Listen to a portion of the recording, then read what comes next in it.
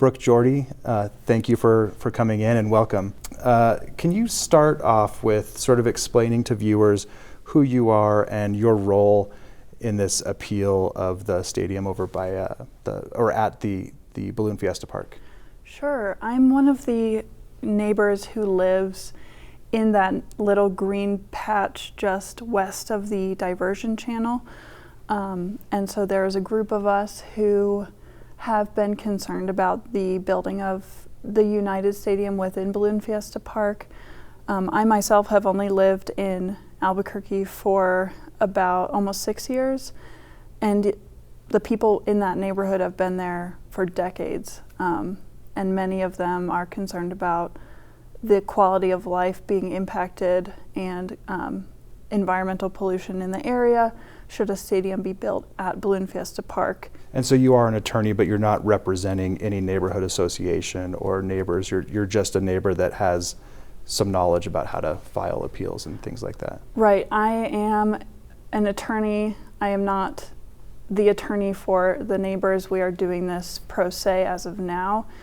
There are a group of us who are kind of the main individuals behind it, and then there are approximately, I think, 72 individuals and 3 or 4 neighborhood associations who are opposed to building the stadium, and those are the individuals who signed on to the appeal. Okay. My understanding of the appeal process is it starts with a city hearing officer, and then it may go to the city council. Can you share sort of where it is in that process?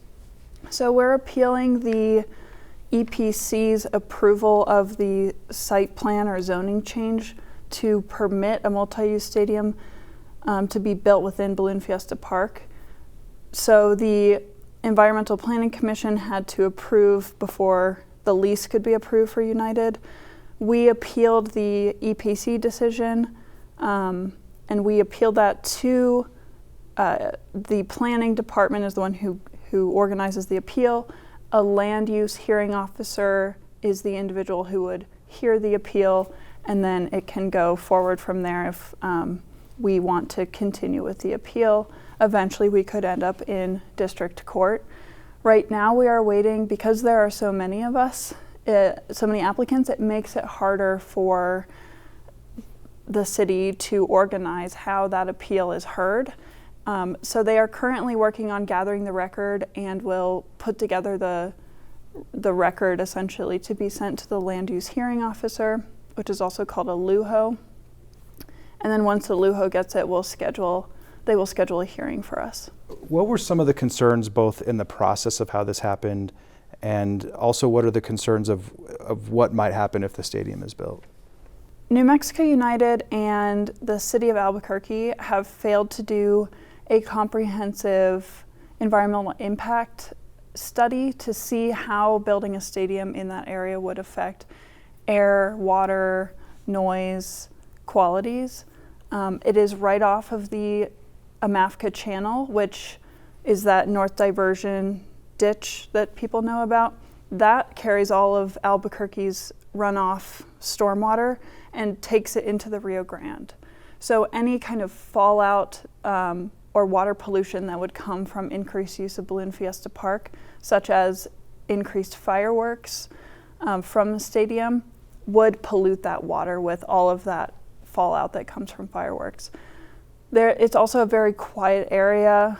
Like I mentioned, there's a lot of wildlife. We're not too far from the bosque, so there are protected waterways that are in play here. Those concerns, and then also a big one is that the city and New Mexico United have presented themselves as partners in building the stadium and getting the plans in place. Those plans are extremely lacking in detail, and on top of that, the city council is supposed to be have a quasi-judicial decision-making role in this process, and they have represented themselves as being an agent, a partner of New Mexico United. And so Consensus Planning, who has the planning contract for the stadium, has said that they are an agent for the city of Albuquerque and New Mexico United. To fill that quasi-judicial decision-making role, you have to be neutral. So how can the city be neutral in deciding for themselves whether those plans are acceptable? Do you see, is there any way that United and the city can sort of rectify the situation and build a stadium? What could be done to sort of mitigate the damage that's been done?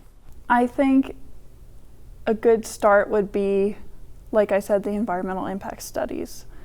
Figuring out how this stadium will truly impact current residents of, all of Bernalillo County, really. And I recognize that Mayor Keller believes that we aren't his constituents, and so our opinion on the stadium being built is of less concern than his constituents. However, the air pollution and water pollution, that carries much greater concern for all of New Mexico, really. If it's going into the Rio Grande, then that's going to affect downstream, literally, the rest of New Mexico. And we should know by now that you can't unring the bell when it comes to environmental pollution. It's 2024. We have seen this time and time again. If you push things through and say, well, it's economic development, oh, it's good for businesses.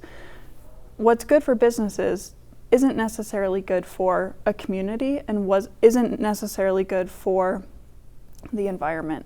So there's that aspect.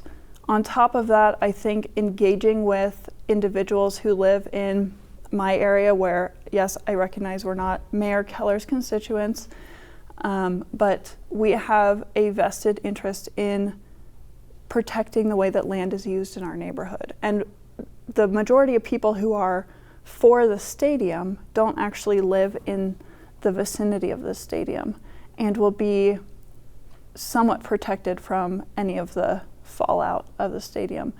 Peter Trevisani, for example, lives in Santa Fe, so he won't be affected negatively by fireworks every time there's a game. I will also say that the city's proposal involves building the stadium next to the old Nazareth landfill, which has unusually high levels of landfill gases because the city never built the proper venting system that they were supposed to. And so we have very high levels of methane gas that could be released, and it's currently unsafe as it exists today for just the Balloon Fiesta usage. So building a stadium next to a landfill gas concentration area is dangerous for individuals going to the stadium, building the stadium, living near the stadium. And one of our big problems, the neighbors' big problems with the stadium's plan, is that it doesn't account for any of that. The issue has been raised with the city and it has fallen on deaf ears. Nothing has been done. There has been what appears to be no good faith attempt to rectify the concerns that neighbors have voiced in public comment, and I think that says all it needs to. Okay. Well, I'll be watching closely. Brooke, thank you again for coming in. Thank you, Andy.